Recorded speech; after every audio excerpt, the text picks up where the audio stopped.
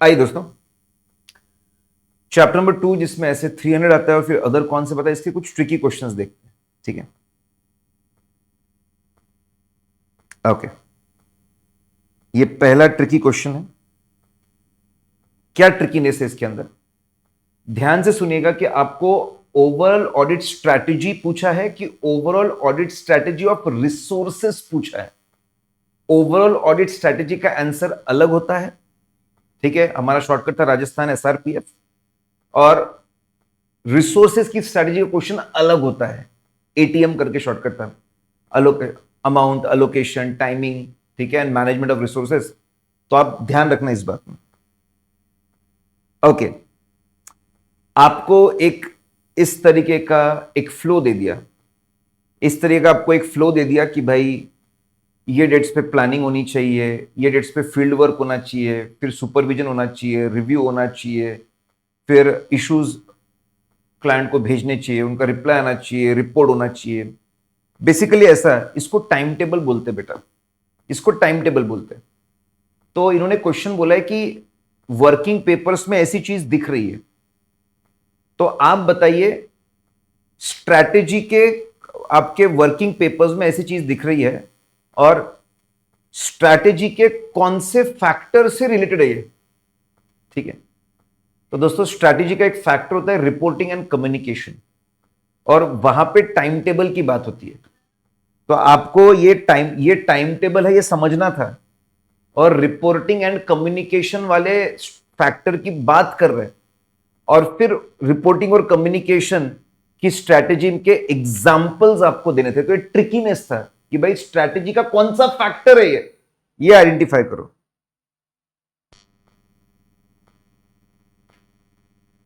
आइए दोस्तों,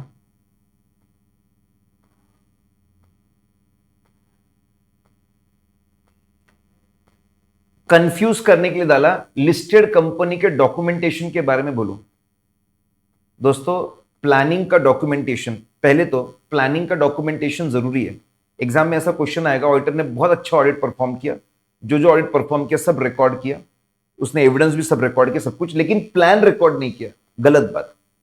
plan record करना जरूरी है, क्या स्ट्रैटेजी थी, क्या प्लान था, क्या चेंजेस है, पहला ट्रिकीनेस है। प्लान रिकॉर्ड करना जरूरी है, भले ही तुमने कितना भी अच्छा प्रोसेस परफॉर्म किया। दूसरी बात, लिस्टेड कंपनियों की अनलिस्टेड कंपनियों डॉक्यूमेंटेशन की रिक्वायरमेंट वही है, कुछ भी बदलता नहीं है। बस आप स्ट्रैटेजी का थोड़ा सा मतलब बता दीजिए, प्लान के थोड़े टाइप्स बता दीजिए, चेंजेस के बारे में बता दीजिए, थोड़ा सा एलैबोरेट कर दीजिए चीज को, तो आपका भरा भरा आंसर बन जाएगा। आइए ना, यहां पे इंटरेस्टिंग है, बड़ा इंटरेस्टिंग है। यहां पे ये प्लानिंग चल रही है कि हम कंपनी के अंदर जो इंटरनल लीगल काउंसिल है उनसे बातचीत करना चाहते हैं, उनसे इंफॉर्मेशन लेना चाहते हैं, ताकि उसकी मदद से हम लोग रिस्क निकाल सके। तो ये जो एक्टिविटी सोच रहे हैं, ये एक्टिविटी किस चीज की है? तो दोस्तों जब हम किसी से बातचीत करते, इंफॉर्मेशन एक्सप्लेनेशन निकालते, ताकि हम इसके बेस पे आइडेंटिफाई असेस कर सके रिस्क, तो आपको ये क्लिक होना चाहिए, ओके ये रिस्क असेसमेंट प्रोसीजर की बात कर रहे हैं। इतना ट्रिकी नहीं है, ठीक है, इतना ट्रिकी नहीं है कि ओके ये आपको बताना है। ओके, प्लानिंग में 3 प्लान बनते हैं, पहला प्लान बनता है रिस्क असेसमेंट प्रोसीजर का, तो ये रिस्क असेसमेंट प्रोसीजर की बात करें, ये आपको क्लिक करना है। ठीक है, हो जाएगा, इतना ट्रिकी नहीं है। मैंने उसको अ, गलती से मार्क कर दिया ट्रिकी, इतना ट्रिकीनेस में नहीं आता है वो। ठीक है, नाउ डिफेंस इक्विपमेंट के ऑडिट की कुछ बात चल रही है, और एक्सपर्ट को रखे या ना रखे, क्या यह सोचना पड़ता है? Is it part of the planning? Of course it is part of the plan. ये तो क्लिक हो जाता है, लेकिन आपको जहां पे ये एक्सपर्ट वाला पॉइंट कवर होता है, वो आपको आंसर में इंक्लूड करना पड़ेगा, लाना पड़ेगा। स्टडी मेल का क्वेश्चन है, ठीक है, स्टडी मेल क्वेश्चन है बेटा। बस ये था कि वो सिर्फ इसकी बात कर रहे हैं कि एक्सपर्ट को रखना कि नहीं रखना। ये क्या प्लानिंग का है, क्या पोर्शन? बिल्कुल प्लानिंग का पोर्शन है, और आपको वो चीज लिखनी पड़ेगी। तो वहां पे जो पॉइंट्स कवर है, अपना शॉर्टकट था एक्सपर्ट एलएमआर, यस एक्सपर्ट रखना कि नहीं रखना सोचना पड़ता है, लॉ रूल्स रेगुलेशन की रिक्वायरमेंट्स है क्या है उसको पढ़ना पड़ता है, उसके हिसाब से प्लानिंग करनी पड़ती है, मटेरियलिटी लिमिट लेवल कितनी है, कितने मटेरियल आइटम्स है उसके हिसाब से प्लानिंग करनी पड़ती है, रिस्क असेसमेंट प्रोसीजर और उसकी जो रिस्क उसके हिसाब से प्लानिंग करनी पड़ती है। तो डेफिनेटली तो आपको वो पॉइंट्स लिखने पड़ेंगे, बस ये क्लिक होना चाहिए।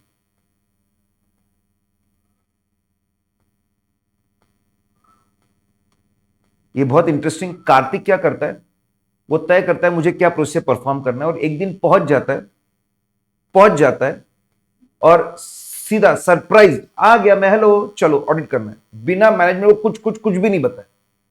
तो दोस्तों इसमें ऐसा है कि डेफिनेटली स्ट्रैटेजी प्लान बना मैनेजमेंट की स्ट्रैटेजी प्लान बना ऑडिटर की जिम्मेदारी है, पूरा सीनियर लोगों ने मिलकर बनाना चाहिए। ऐसा बोलते कि थोड़ा डिस्कस करो ओवरव्यू, ताकि उनके इनपुट्स मिले, वो भी रेडी रहे ऑडिट के लिए, ठीक है।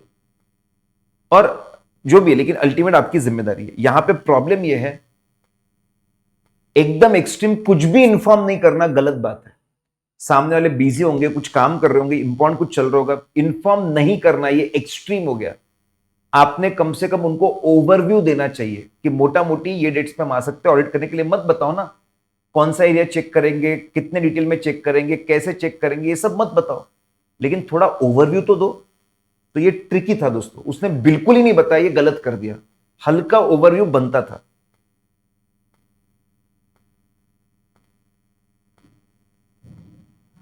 ऑडिट प्रोग्राम, ऐसा कुछ मतलब ऑडिट प्रोग्राम बनाइए, तो मैं बोलूंगा बस मैं ये चाहता हूं कि थोड़ा सा आप format, name of the client, year, किसने बनाया, किसने रिव्यू किया, किसने अप्रूव किया, और एक गोल्डन रूल बता रहा हूं, किसी भी चीज को कैसे चेक करें उसका प्रोग्राम, बस शुरुआत से लेकर आखिर तक उसमें क्या क्या होता है वो सोचो। भाई परचेस में क्या क्या होता है वो सोचो, परचेस में क्या क्या होता है वो आपको सोचना है, लाइन से क्या क्या पॉइंट्स रहेंगे वो बन जाएंगे, लाइन से आप पॉइंट्स लिखो, वो सोचो और उसके हिसाब से लिखो। तो ये थोड़ा सा ऊपर का फॉर्मेट, फिर ये एक्सटेंट ऑफ चेकिंग, कितने सैंपल चेक किए, कैसे सैंपल सिलेक्ट किए, किसने किया, ये हल्का सा फॉर्मेट आप ध्यान में रखो।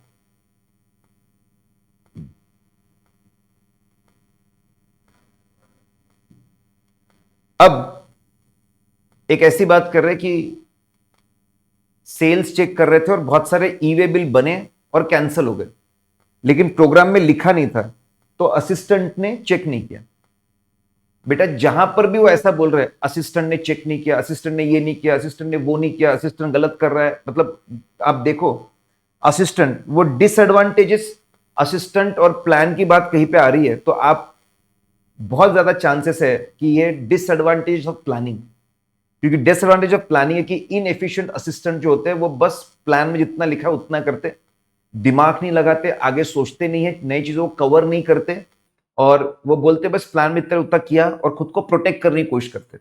तो ध्यान रखना, असिस्टेंट ने बराबर काम नहीं किया मतलब डिसएडवांटेजेस ऑफ प्लानिंग पे उनका फोकस है, वो हमको समझाना पड़ेगा, ये क्लिक होना चाहिए।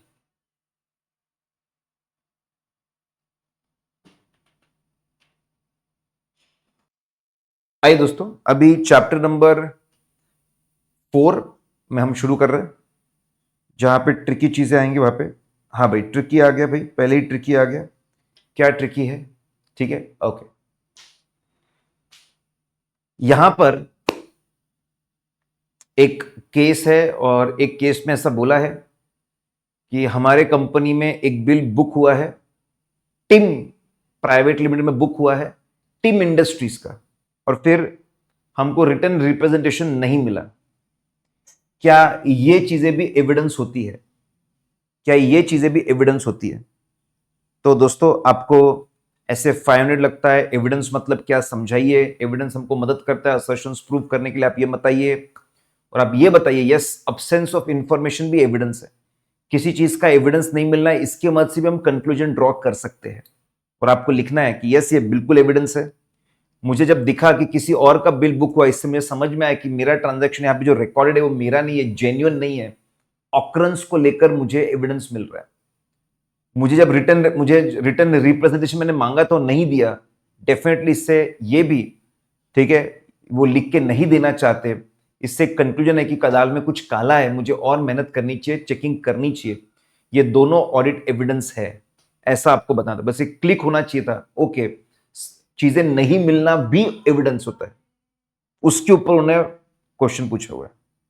चीजें नहीं मिलना भी एविडेंस है, ये ट्रिकीनेस था।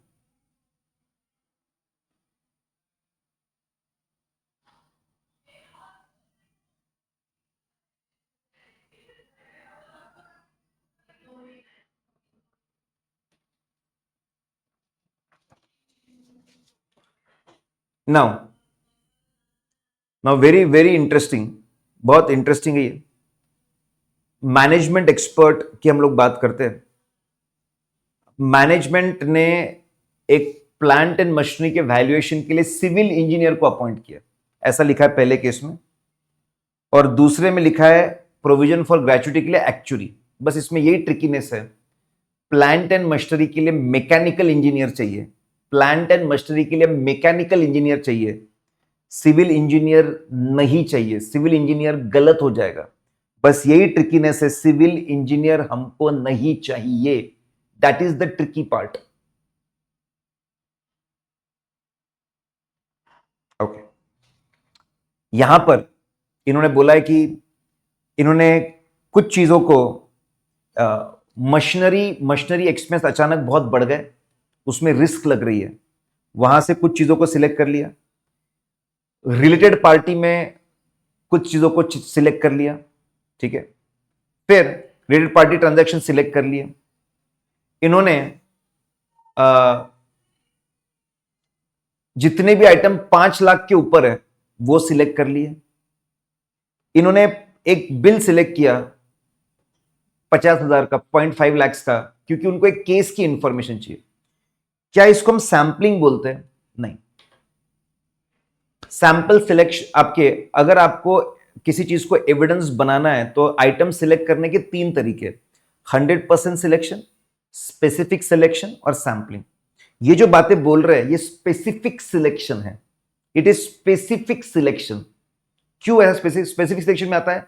High high value items and की कॉन्ट्रीब्यूटर्स, हाई वैल्यू बड़े बड़े कॉन्ट्रीब्यूटर्स, टॉप 10 टॉप 15 ऐसे, और की कॉन्ट्रीब्यूटर्स मतलब सस्पिशियस आइटम है जहां पे रिस्क ज्यादा है, तो बिल्कुल ऐसे ही है, जहां पे रिस्क ज्यादा है, थोड़े से सस्पिशियस आइटम है, तो वहां के ट्रांजैक्शन हम लोग सिलेक्ट करते हैं, ठीक है। एक लिमिट के ऊपर के सारे ट्रांजैक्शन सिलेक्ट करते हैं, वही है। हम जानबूझ के वो चीजों को सिलेक्ट करें जिससे हमको किसी और चीज की जानकारी मिली। लीगल एक्सपेंस में इससे सिलेक्ट कर रहा हूं ताकि वो केस की और जानकारी मिले। तो बेसिकली ये पढ़ के समझना था, इट इज स्पेसिफिक सिलेक्शन, ठीक है। सिलेक्शन के 3 तरीके, 100%, स्पेसिफिक सिलेक्शन, सैंपलिंग। तो ये जो बातें बता रहे हैं वो स्पेसिफिक सिलेक्शन की बातें हैं। ये ट्रिकीनेस है, ये क्लिक होना चाहिए कि स्पेसिफिक सिलेक्शन की बातें कर रहा है।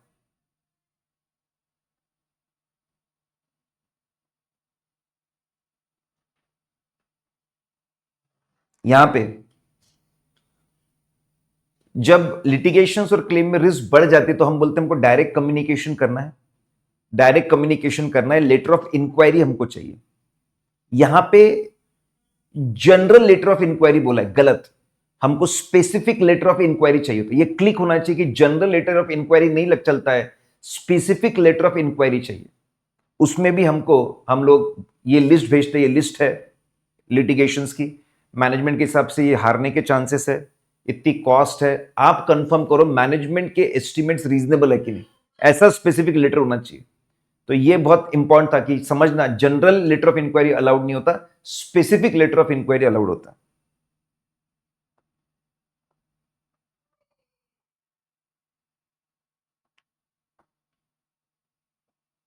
नाउ वेरी इंटरेस्टिंग है, एक्सटर्नल कंफर्मेशन भेजने की बात हो रही है, लेकिन एक्सटर्नल कंफर्मेशन का पूरा काम वो इंटरनल ऑडिटर को देना चाहते हैं।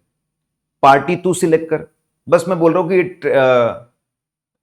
ट्रेड रिसीवेबल का मुझे करना है, पार्टी तू सिलेक्ट कर, लेटर तू बना, ड्राफ्ट तू कर, ठीक है, और रिस्पॉन्स भी तेरे को ही आएगा तेरे ईमेल आईडी पे। बिल्कुल गलत, बिल्कुल गलत। कंट्रोल होना चाहिए पूरे प्रोसेस के ऊपर, ऑडिटर का पूरा कंट्रोल होना चाहिए।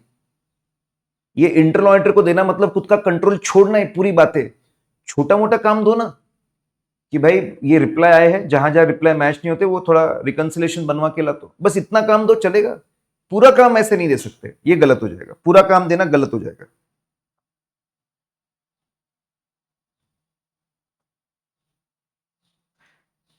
तो दैट्स इट दोस्तों, इतने ही ट्रिकी क्वेश्चंस थे यहां पर। चलिए